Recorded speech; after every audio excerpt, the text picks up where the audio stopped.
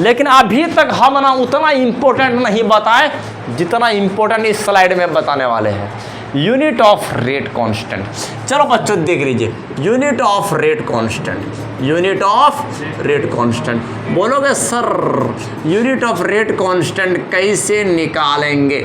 बच्चों किसका यूनिट कह रहे हैं जानते हो? वही के का। बच्चों के का क्या होगा तुम याद करो वो जमाना, देख लीजिए।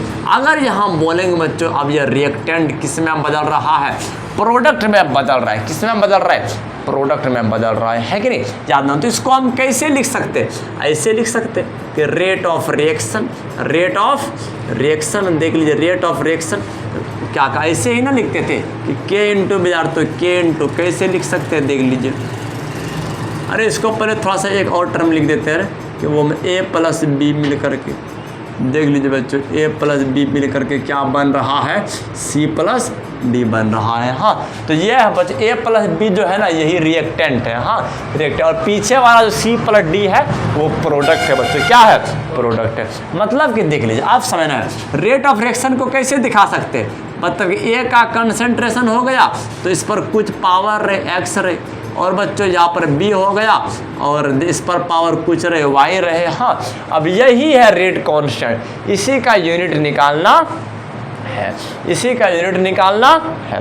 तो चलो अब बता दीजिए रेट कौन थे? समझना बच्चों, अब ये जो रिएक्टेंट का है वो रेट ऑफ रिएक्शन है, या किस टर्म में होता है? रिएक्टेंट के कंसंट्रेशन के टर्म में होता है। इसके बदला में हम क्या ऐसे लिख सकते हैं? ऐसे लिख सकते हैं कि नहीं? देख लीजिए ऐसे लिख सकते हैं रे, इस रिएक्टेंट के कंसंट्रेशन और रेट का मतलब बच्चों बट्टा टाइम से डिवाइड कर देना है। हाँ कि कंसंट्रेशन जो भी रिएक्टेंट का आएगा उसको टाइम से डिवाइड कर देना बच्चों, उसको रेट कहते हैं, उसको रेट ऑफ रिएक्शन कहते हैं, उसको रेट ऑफ रिएक्शन कहते हैं। अगर ये बच्चों रिएक्टेंट होना चाहिए, प्रोडक्ट नहीं होना चाहिए। तो चलो अब इसके बाद ध्यान दो बच्चों, देखिए अगर यहाँ पर प्रोडक्ट करोगे तो यहाँ पर माइनस नहीं बच्चों प्लस करना पड़ेगा। क्या करना पड़ेगा? प्लस। तो चलो आप बता दीजिए बराबर क्या हो गया? K into A to the power X हो गया और बी पर पावर वाई हो गया। इसी के का बच्चों निकालना है, के का निकालना है। तो क्या हम के बराबर ऐसे लिख सकते हैं?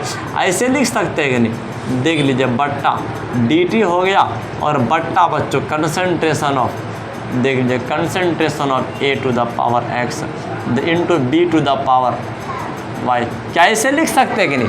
ऐसे लिख सकते हैं। यहाँ पर माइनस था उसको हटा देते हैं, इसका काम नहीं है, यूनिट में इसका काम नहीं है। हाँ देख लीजिए तो समझना है।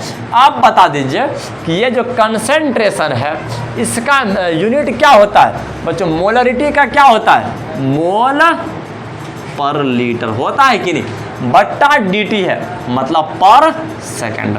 अब यहाँ देखना यह रिएक्टेंट का कंसंट्रेशन है, रिएक्टेंट का कंसंट्रेशन है बच्चों, ये कंसंट्रेशन है, ये कंसंट्रेशन है। इस पर चलो हम पावर लिख दिए विद्यार्थियों, पावर n मार दिए, तो n मार दिए, n मार दिया। हाँ तो बच्चों अब हमको यह बात बता दीजिए, अगर कंसंट्रेशन पर 0 लिखेंगे, 0 तो वो हमारा 0 ऑर्डर रिएक्शन बनेगा।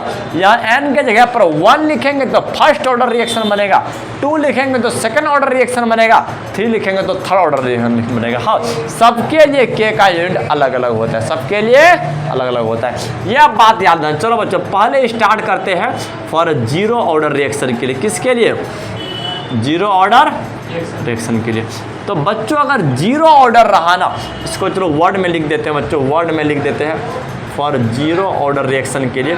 इसका मतलब कि n के जगह पर ना 0 बैठा दीजिए बच्चों, मोल पर लीटर पर सेकंड बट्टा कंसंट्रेशन।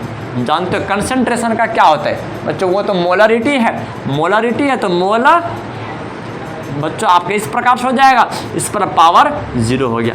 बच्चों बता दिए थे दुनिया में किसी के ऊपर भी पावर 0 हो जाए ना उसका वैल्यू 1 हो जाता है, नीचे वाला का वैल्यू 1 हो गया बच्चों। तो यूनिट क्या निकल गया? मोल पर लीटर पर सेकंड। तो यह हो गया बच्चों 0 ऑर्डर रिएक्शन के लिए रेट कांस्टेंट का यूनिट, है कि नहीं? रेट कांस्टेंट का यूनिट, रेट कांस्टेंट का यूनिट बन गया। हाँ यह बात याद रखना है। आप बताते हैं तुम लोग को फर्स्ट ऑर्डर रिएक्शन के लिए, यह बात याद। दूसरा बात समझ लीजिए फर्स्ट ऑर्डर रिएक्शन के लिए, first order reaction, first order reaction का मतलब यह हुआ बच्चों, इस n के जगह पर क्या होगा, यह 1 कर देना है। हाँ 1 कर देना बच्चों, तो K बराबर क्या हो जाएगा, मोल पर लीटर पर सेकंड बटा कंसंट्रेशन का क्या होता है, मोल पर लीटर होता है, इस पर पावर 1 मार देना है। तो बच्चों 1 से कोई फर्क नहीं पड़ता है, मोल मोल खत्म हो गया, पर लीटर खत्म हो गया, तो पर सेकंड बचा। यह हो गया आपका बच्चों क्या, फर्स्ट ऑर्डर रिएक्शन के लिए बच्चों रेट कांस्टेंट का यूनिट। हाँ दूसरा अगर हम पूछेंगे सेकंड ऑर्डर रिएक्शन के लिए, सेकंड ऑर्डर रिएक्शन के लिए क्या हो जाएगा, सेकंड ऑर्डर रिएक्शन के लिए क्या हो जाएगा बच्चों, यह बात याद रखना है, ऊपर में जो मोल पर लीटर पर सेकंड है बट्टा नीचे में जो कंसंट्रेशन है जिसका मोल पर लीटर होता है, इस पर 2 मार दोगे, सेकंड ऑर्डर निकल गया। बच्चों यहाँ पर 2 ठो मोल है, अगर 1 ठो कट गया, 1 ठो पर लीटर कट गया, तो यहाँ से 1 ठो कट गया तो 1 ठो बचा हुआ है कि नहीं, तो यह हो जाएगा बच्चों क्या है, पर मोल हो जाएगा, यह माइनस में प्लस में आ जाएगा, और वो तो ऊपर में पहले से, यह हो जाएगा बच्चों सेकंड ऑर्डर रिएक्शन के लिए। हाँ सेकंड ऑर्डर के लिए हो जाएगा बच्चों, बिल्कुल यह सब कहानी को याद रखना है। देख लीजिए